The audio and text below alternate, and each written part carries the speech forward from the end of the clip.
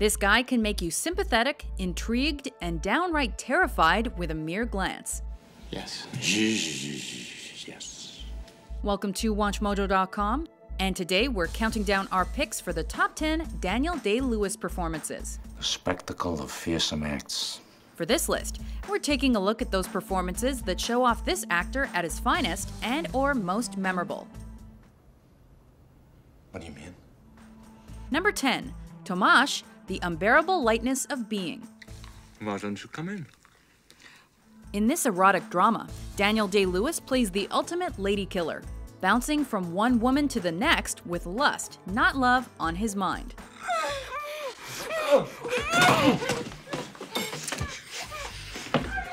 But when he marries Teresa, a woman who wants monogamy, Tomas must decide where his values lie. Teresa, what are you talking about? Day-Lewis conveys the Casanova-like character with cheeky swagger and, at times, manipulative language. How about tomorrow afternoon? Tomorrow night. His ability to charm also works brilliantly here. Yes. And, just like his indecision, we are constantly wondering, do we actually like this guy? Jealous. I'm not jealous, Teresa. He's jealous. No, he isn't. Who's he? He's jealous. He's jealous. I'm not jealous.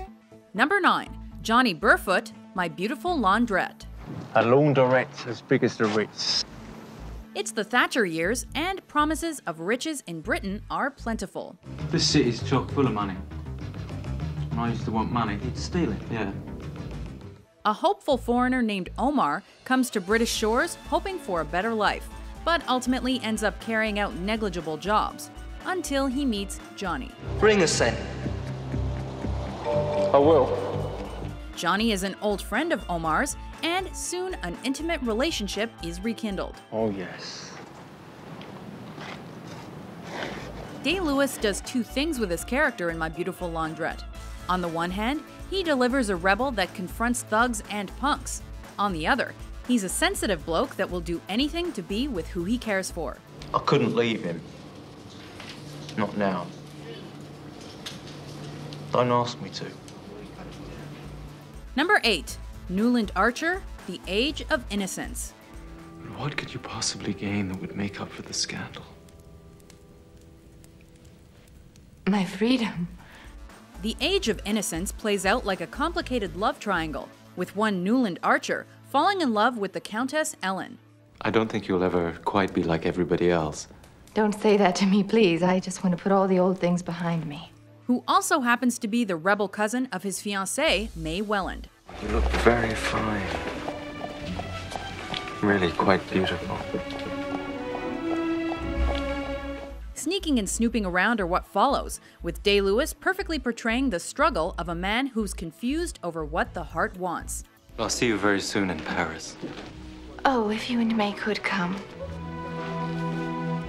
As the film goes on, we start to see his once traditional attitude change, which allows the actor to let his raw passion shine through. If everyone had rather she be Beaufort's mistress than some decent fellow's wife, you've all gone about it perfectly. She won't go back. Number 7, Cecil Vyse, A Room with a View. I promessi sposi. This romantic drama tells the story of a young woman who takes a trip to Italy and ends up edging away from convention and her arranged marriage. I somehow think that you feel more at home with me in a room. Never in the real country like this. Day-Lewis portrays Cecil, whom Lucy is supposed to be marrying. I trust that day is at hand. She has just promised to marry me. The only problem is he epitomizes everything that young Lucy wants to get away from. We're too different. But I love you. This includes a pretentious attitude, well-read demeanor, and outlook that everything must be prim and proper. Do you know, Mother, I shall have our children educated just like Lucy. Bring them up among honest country folk for freshness. Send them to Italy for subtlety. His upturned nose and subtle cigarette-grasping mannerisms make you just want to punch him. which means Day-Lewis pulled it off perfectly.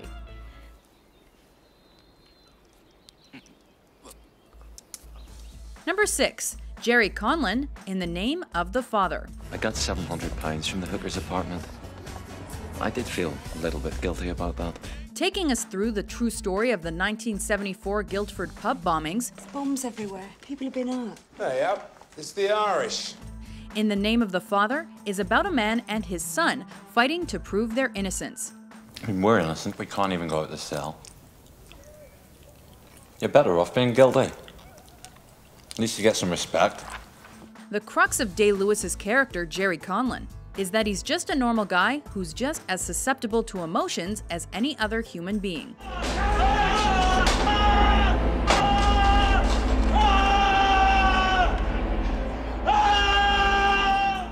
And we ride the roller coaster with him through fear, anger, and despair.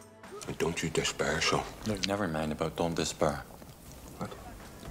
We also connect with him through the compelling love he shows for his father. In the name of my Father and of the truth! Number 5. Hawkeye, Nathaniel Poe, the last of the Mohicans. I'm Nathaniel of the Yengeese. Hawkeye, adopted son of Chingachgook of the Mohican people. Gotta love that hair. With just a few left in the Mohican tribe, fighting for what they believe in is what keeps them going. Last of the Mohicans. So when Hawkeye and company save a British colonel's daughters, they make it a mission to keep them safe. What are you looking at, sir? I'm looking at you, miss. Hawkeye is particularly fond of one of them, and while he shows his softer side to said lady, Day-Lewis is also able to flick a switch and become a musket-wielding, tomahawk-throwing soldier when required.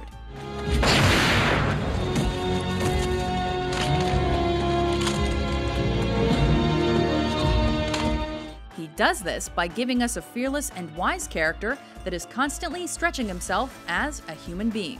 No, you stay alive! If they don't kill you, they'll take you north up to Huron land.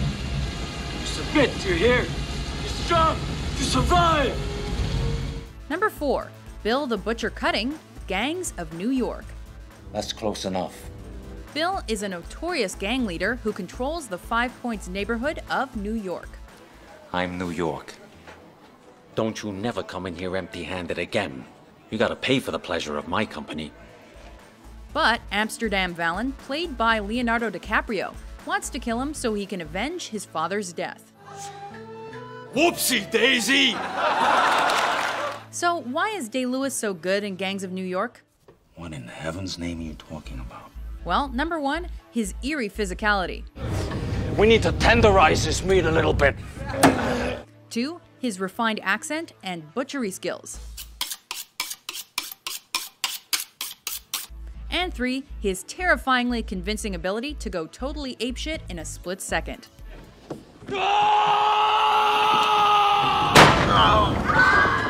Fun fact, Day-Lewis actually became an apprentice butcher to research this role. We're made up of the same things. Flesh and blood, tissue, organs. I love to work with pigs. Number 3, President Abraham Lincoln, Lincoln. I am the President of the United States of America, clothed in immense power. Who better to play one of the most important figures in American history than this guy? Further advice from me. In this historical drama, Day-Lewis plays U.S. President Abraham Lincoln during one of the most integral times of the country's history. Thunder forth, God of war. It's the Civil War, and the abolition of slavery is on the horizon. At least not yet. Then Negroes in those states are slaves, hence property, hence my war powers allow me to confiscate them as such, so I confiscate them. Not only does he invent his own vocal delivery for the president, he pulls off his stern, no-nonsense leadership traits with aplomb. Slavery, sir. It's done. Also, his ability to convey Lincoln's decisive manner, even when challenged by his own peers, is truly spine-chilling, and earned him an Oscar nod for Best Actor. Blood's been spilled to afford us this moment. Now! Now! Now! Number 2, Daniel Plainview, There Will Be Blood. I have a competition in me. I want no one else to succeed. Oil, Glorious Oil. There Will Be Blood sees Day-Lewis play cash-hungry, Machiavellian prospector Daniel Plainview, who molds his own business in the profitable oil trade. I see the worst in people, Henry. I don't need to look past seeing them to get all I need. With all too real issues and responsibilities creeping in, such as his deaf son and radical religious associates. When do we get our money, Daniel? We get a character that is cutthroat and always ready to do business. Is this about buying out my tracks here? But also a man who is a father. You're killing my image of you as my son. Meanwhile, Day-Lewis's helter-skelter personality throughout the epic drama keeps us on edge at all times. I am the third revelation! I am the third revelation! Before we reveal our top pick, here are a few honorable mentions. Then explain to me why you will not... Because it is my name!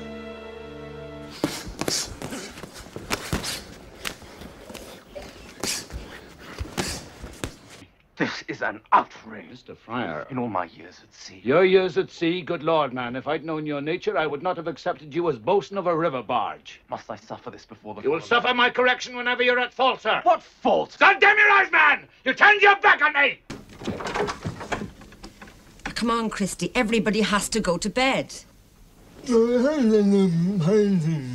Number 1. Christy Brown, My Left Foot, The Story of Christy Brown. This role brought new meaning to the word acting. Oh, Christy, stop.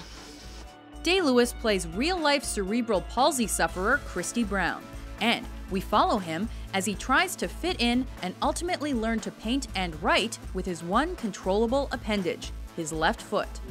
So now I take over the painting. Religious on the circus. As well as being completely convincing as a sufferer of cerebral palsy, Day-Lewis has Christy Brown's snappy attitude to a T, be it back-chatting or foul-mouthing. You know what I say? Play down. Truth be told, his role in My Left Foot is arguably one of the most deserved Academy Awards for Best Actor ever.